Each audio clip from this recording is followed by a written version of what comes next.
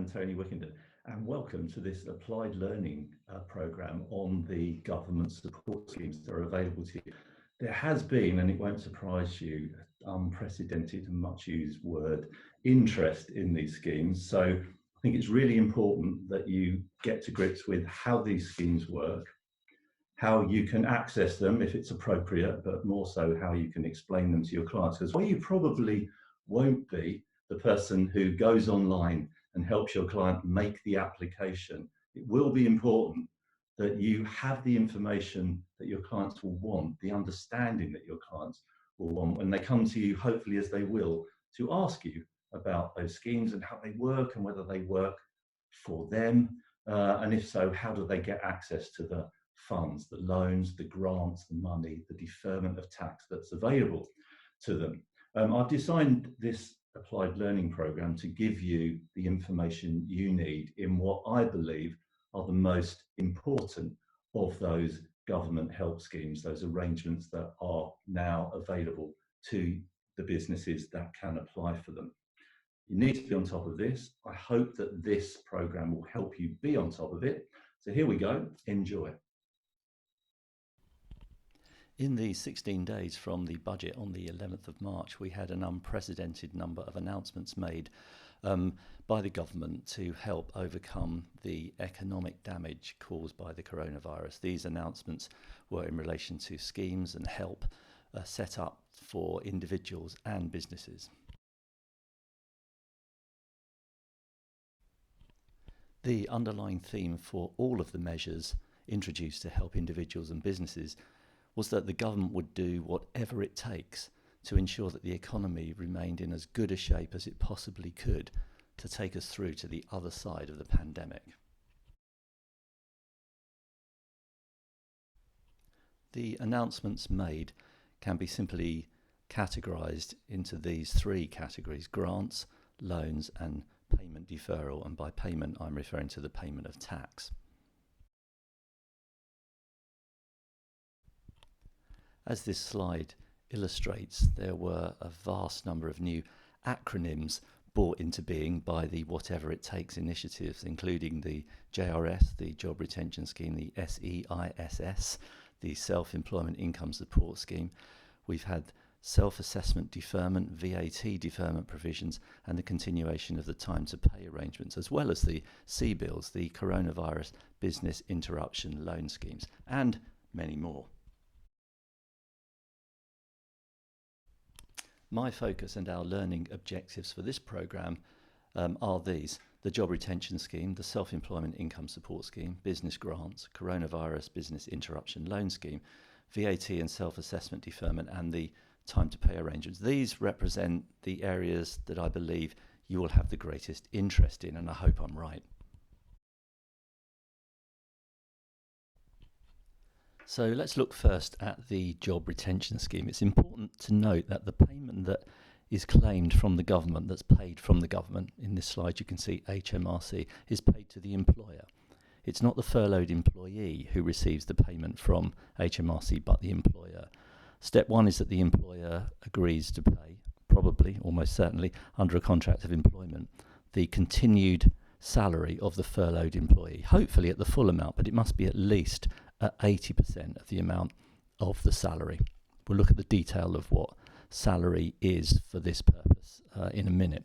So the employer pays the full or at least 80% of the salary to the furloughed employee, and then can reclaim, subject to all the other tests being satisfied, the 80% of the salary paid, subject to a maximum of £2,500 per month from HMRC. But in addition to that 80% or 2,500, and remember it's the lower of those two sums that's taken into account, that's reclaimed, in addition to that sum, the employer can claim the employer's national insurance plus an amount equal to the minimum annual, an amount equal to the minimum auto-enrolment contribution. So it's either the minimum auto-enrolment contribution if that's what they pay, or if they pay something other than that, an amount equal to the minimum auto-enrolment contribution.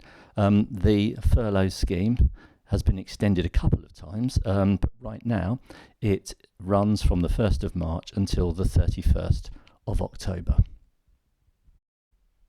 Let's have a look now at who can be furloughed and who can claim. First, who can be furloughed? Employees on the PAYE payroll on the 19th of March and for whom a real-time information and RTI return was made on or before the 19th of March. Those employees could be full-time, part-time, agency workers, those on 0 hours contract even. Those on sick pay can also be furloughed, but after their sickness ends, because during sickness they're not working and they'll be receiving sick pay either at the statutory level or at a higher level if the employer pays at that higher level. Also, those made redundant since the 28th of February can be furloughed, provided, of course, that they are re-employed. Who can claim? Well, employers who have created and started and ran a PAYE scheme on or before the 19th of March. It's important that the employer formally notifies an employee that they are being furloughed and that this notification is given in writing. The normal contractual conditions, whatever they are in relation to the employment contract, would need to be satisfied. It's the employer who then reclaims from the employee, from HMRC, and they can reclaim the lower of 80% of the furloughed employee's regular wage, or 2,500 per month. So that 2,500 per month is an absolute cap on the amount that can be reclaimed, plus employers' national insurance contributions and minimum auto-enrolment contributions.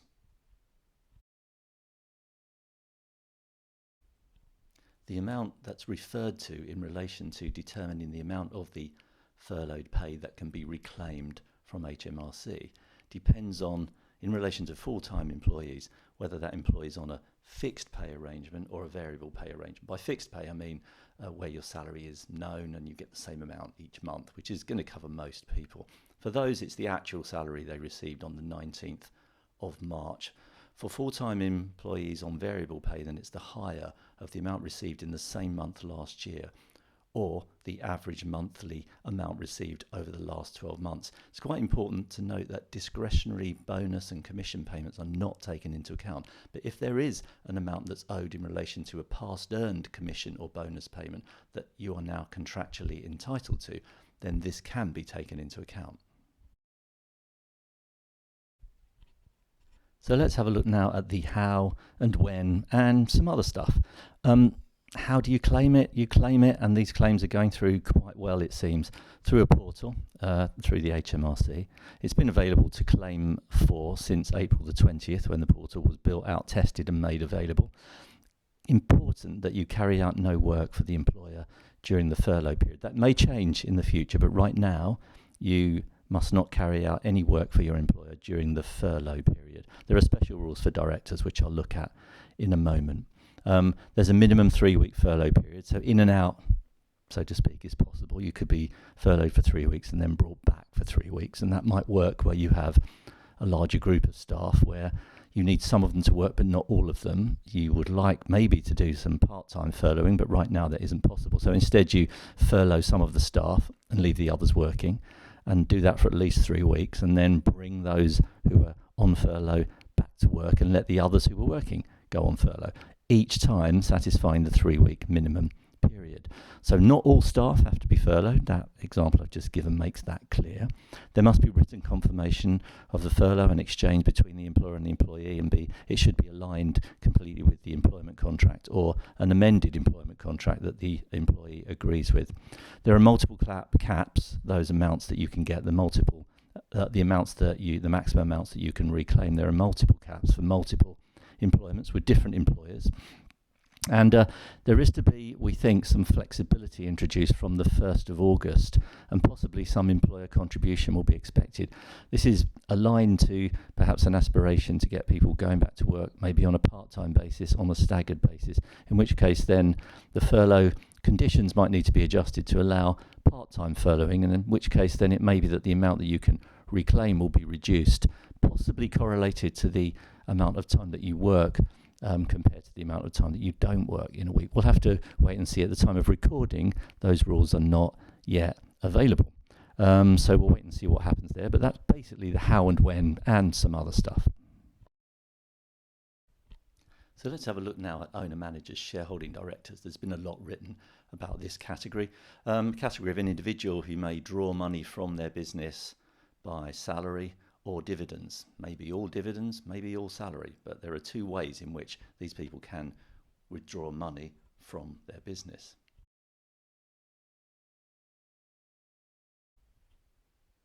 Although there's been a lot in the press around this subject, it's very clear at the moment anyway that only salary is covered by the furloughing arrangement. It is not possible to refer to dividends.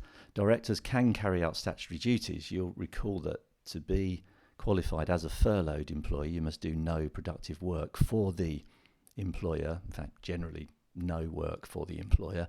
Directors can, however, it seems, carry out statutory duties, and one of those 7 statutory duties that are in the Companies Act is to promote the success of the company. So what does that mean? Well, the Revenue HMRC have given some guidance, and they state that there should be no work of a kind that the director would normally do to generate commercial revenue or provide services to or on behalf of the company, which would seem to rule out any kind of productive work being carried out by the director if they want to furlough. Some questions have been asked as to whether they can continue to do some of that productive work in their capacity as a shareholder, and they clearly cannot be furloughed as a shareholder because they are not employees as a shareholder. When they act as a shareholder, they're someone who has provided money for the company, is an investor in the company, who owns shares in the company. So what work could they do, given that they can't receive employment income in relation to their activity as a shareholder? Could they do other productive work? It seems from the guidance that the likely answer to that is no, but at the time of recording we don't have that answer.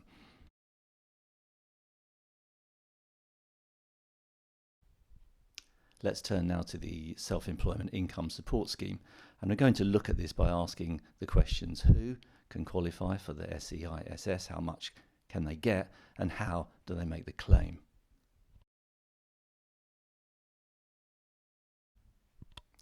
Who can qualify? Well, anybody who's self-employed or a member of a partnership, including an LLP. That person must also have submitted an income tax self-assessment return for 2018-19 tax year. They must be trading on application, or would be but for COVID-19. And here's an intention test. They must intend to trade in tax years 2020-21. The government want to support viable businesses. There's also a condition: they should have lost trading profits due to COVID-19, although at the point of recording it's not clear as to how that loss would be measured and when it would be measured.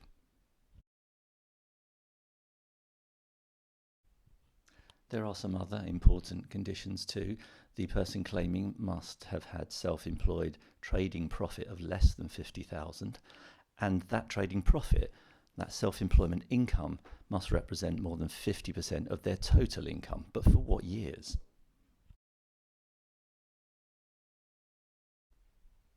Well, for one of these two periods, they can satisfy that less than 50,000 trading profit and more than 50% of total income in relation to self-employment income for either of these two periods.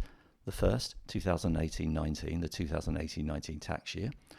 And the second, the average self-employment income was less than 50,000 for the periods 2016-17, 2017-18, 2018-19. So add all of the trading profit for those periods together, divide by 3 and see if it comes to less than 50,000. That would also allow you to tick the box of your profits being less than 50,000. So you've got two opportunities: your profit less than 50,000 in the 2018-19 year, or that average profit for those periods being less than 50,000. By the way, if you've only traded for 2 of those years, say 2017-18, 2018-19, it's the average of trading profits for those years that's taken into account. Of course, for whichever year you select as the one you're going to go with, you also in that year need to be able to prove that your self-employment income represents more than 50% of your total income. So how much can be claimed? Well, this is a little simpler. 80% of average profits from the tax years 2016-17, 2017-18, 2018-19, or 2 of those years if you've only been trading 2 years, or just 1 year, 2018-19, if you've only been trading for that year, subject to a maximum of 2,500 per month. And it's also really important to note then, though, so that if you don't have a self-assessment return and you weren't trading in any of those years, then you just can't claim under this scheme. So when can you get your money under the Self-Employment Income Support Scheme, assuming you qualify, of course? Well, it's for the HMRC to invite you. They will be assessing their records, and then they will be inviting qualifying self-employed people to claim under the scheme. So there's nothing you need to do or can do at the moment. It's a case of don't call us, we'll call you. The call will be given to you, the invitation, late May, according to HMRC, for you to make the claim in June, and the payment will then be made as a single taxable sum. Now, a fairly well-voiced and fairly frequently voiced criticism of the Self-Employment Income Support Scheme, the SEISS, is that it isn't available to anyone who hasn't submitted a tax return for the 2018-19 tax year. So recently self-employed people can't claim under that scheme.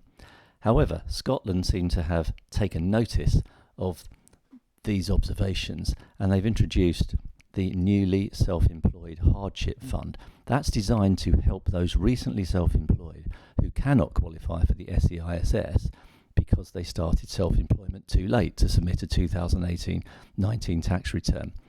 To claim, you have to sign a declaration confirming that you meet all of the criteria that are stated for the newly self-employed hardship fund scheme. And the main one is that you became self-employed on or after the 6th of April 2019 and didn't submit a tax return, including income from self-employment, for the 2018-19 tax year, which would have enabled you to qualify under the SEISS.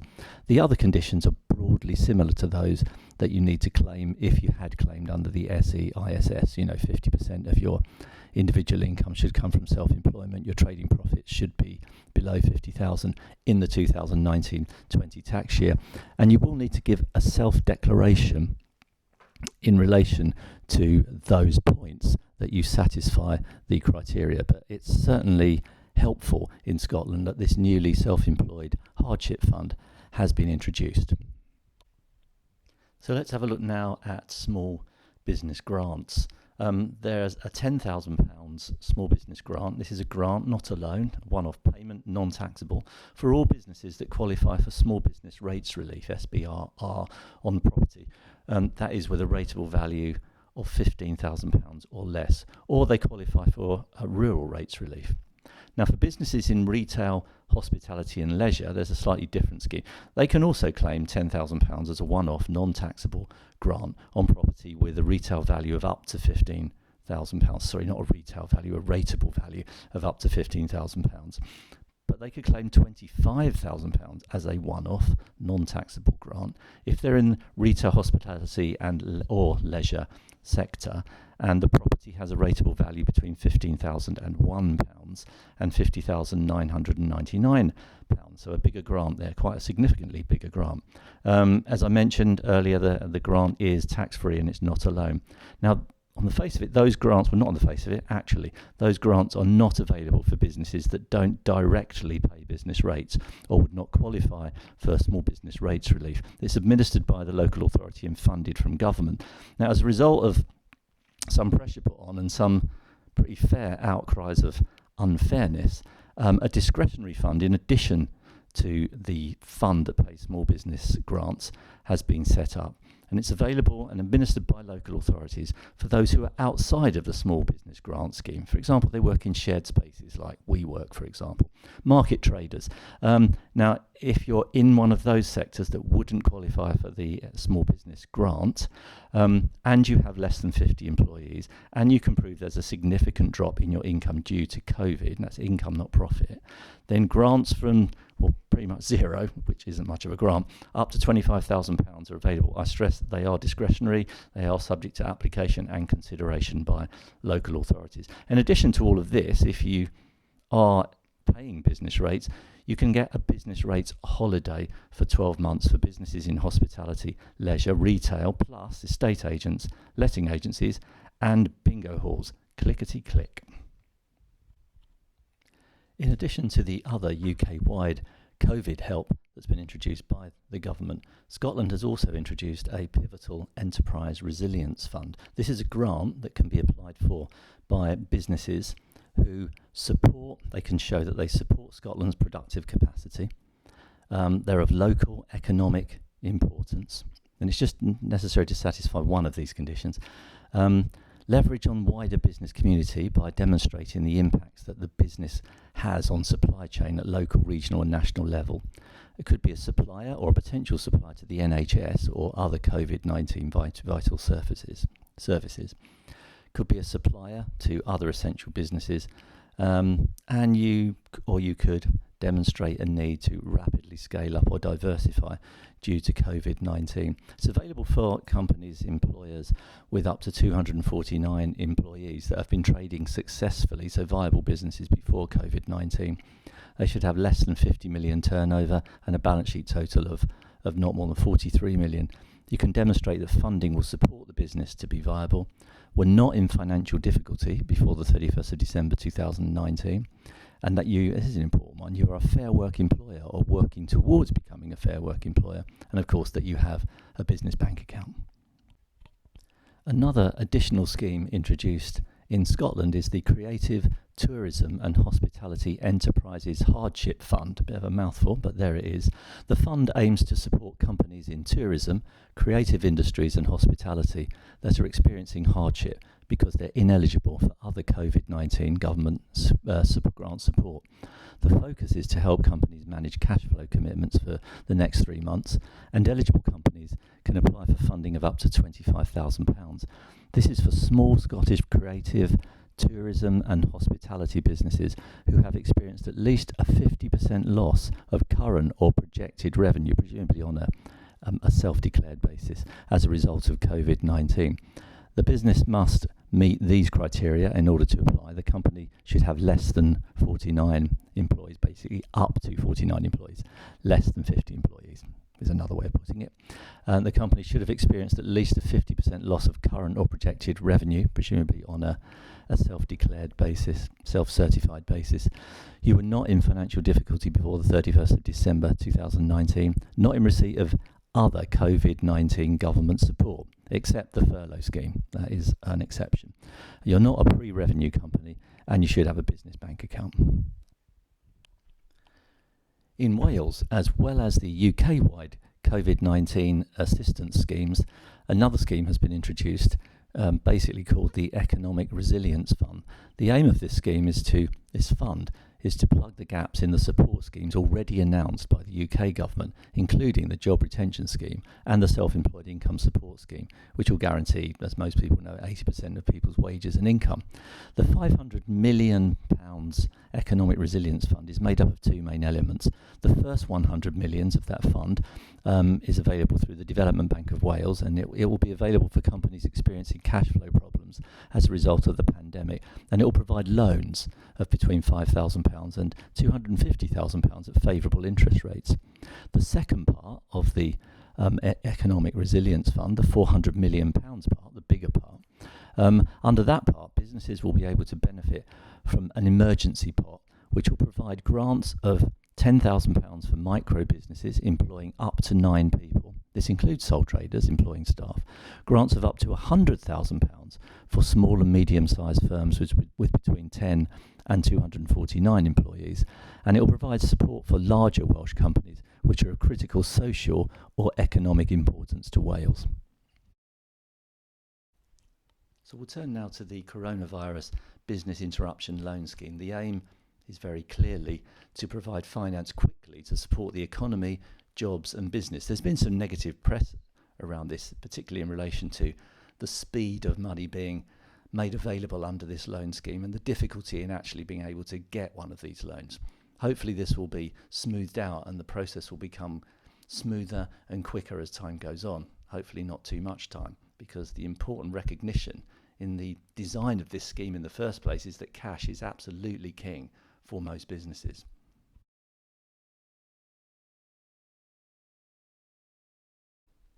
So the fundamentals of the CBILS, it's run by the British Business Bank. That bank doesn't lend money but organises more traditional lenders, of which there are over 40, we understand, to make the money available. The money is available to businesses that are small under this definition. That is businesses with a maximum turnover of 45 million, not that small then, but so that's the term, maximum turnover 45 million. the maximum loan that can be made is £5 million. The loan could be whatever is appropriate for the reason that the business needs the money. It could be a term loan, it could be an overdraft. Importantly, the loan is interest-free for 12 months, and that's incredibly attractive to the borrower. And it's 80% guaranteed by the government, which is incredibly attractive to the lender.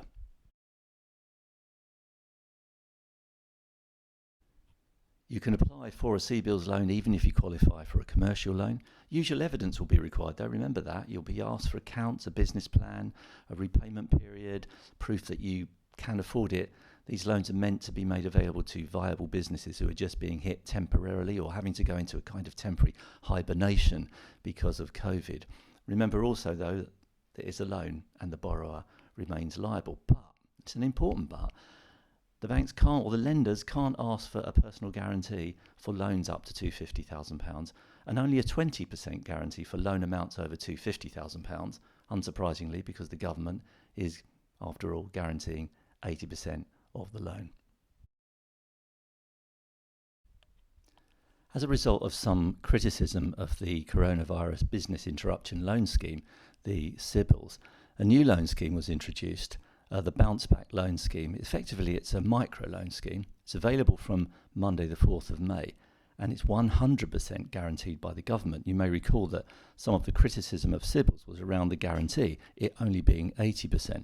The government felt that it will be unwise or not right to guarantee 100% of all loans, so they have restricted this guarantee to bounceback loans, but it is 100%, which will be a great source of reassurance to lenders, I'm sure. Now, the maximum loan under the Bounceback Loan scheme will be 25% turnover, subject to a maximum of £50,000. So, in effect, the lower of 25% of your turnover, presumably turnover as recorded in your last set of accounts, and £50,000. So, the lower of those two amounts.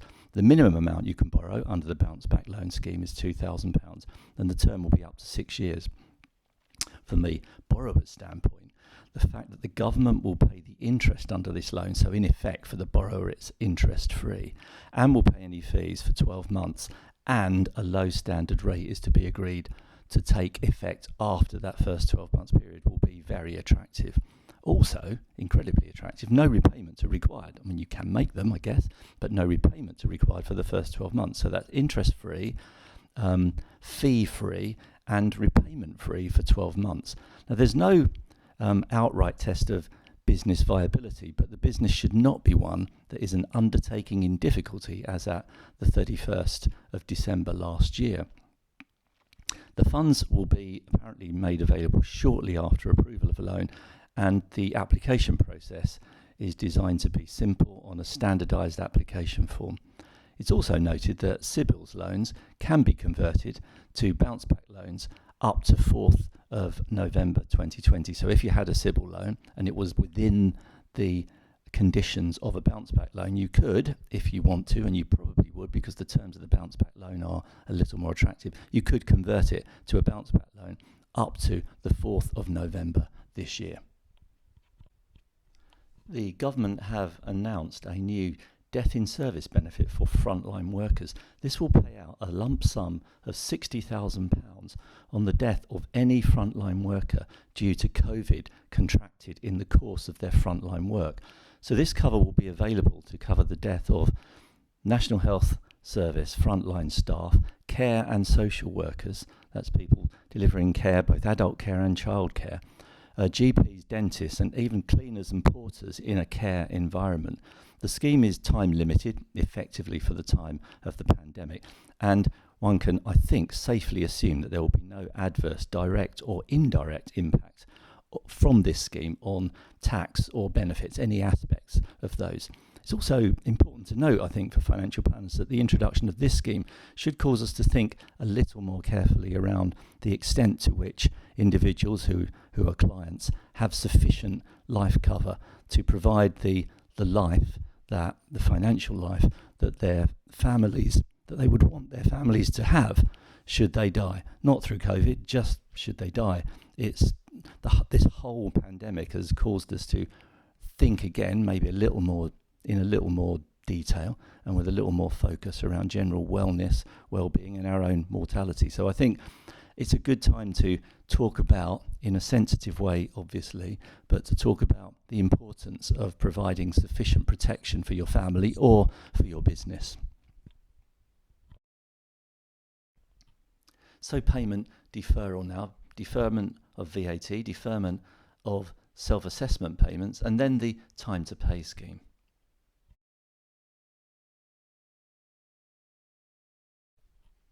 VAT first. For periods between the 20th of March this year and the 30th of June, there's absolutely no need to make a VAT payment. I mean, make it if you want to, but there's no need to.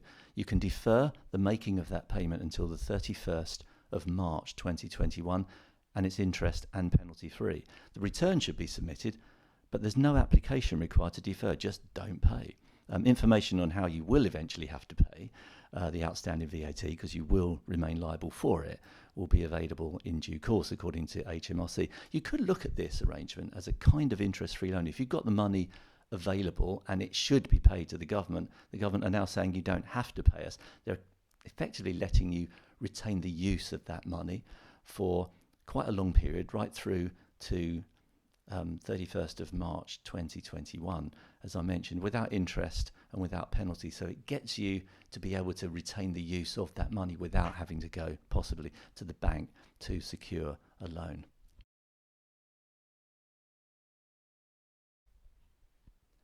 So self-assessment payments due on the 31st of July 2020 can be deferred until the 31st of January 2021. As for VAT, interest and penalty free. As for VAT, no application required, just don't make the payment. It applies to all self-assessment payments as well, not just to the self-employed.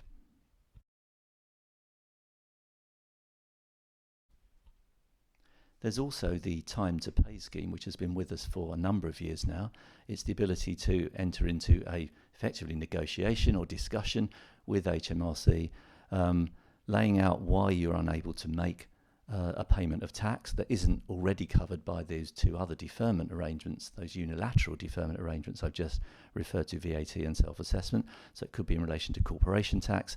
So you'll need to make your case, have a kind of business plan, and to put forward a reasonable repayment period and a schedule that HMRC think is reasonable, and that you then adhere to that. The phone number to call to have a discussion around this is 0800 024 1222. But be prepared, as it were, to have full justification for why you can't make the payment and how you propose to make the payment instead. So my focus throughout this programme and our learning objectives is to look in some detail at the job retention scheme and how it works, the self-employment income support scheme and how it works, business grants, the coronavirus business interruption loan scheme, and then VAT self-assessment deferment and the time to pay scheme.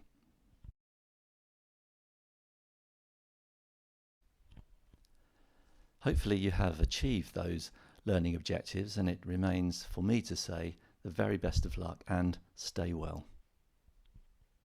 Well, I hope you enjoyed that applied learning program, and more important, that you got something from it and got from it what you needed, what you felt or feel that you need to give your clients the support that they will, I think, inevitably be asking for, or maybe now asking for, because you have that information to give to them and make them aware that you have that information. I would say to you, though, that those schemes are being not endlessly, but regularly reviewed and updated. And so I would encourage you to go to Techlink under the whatever it takes section, and in particular to have a look at the matrix that we are keeping as up to date as we possibly can, with every nuance, with every change that's being made to those schemes. So go to Techlink to keep up to date.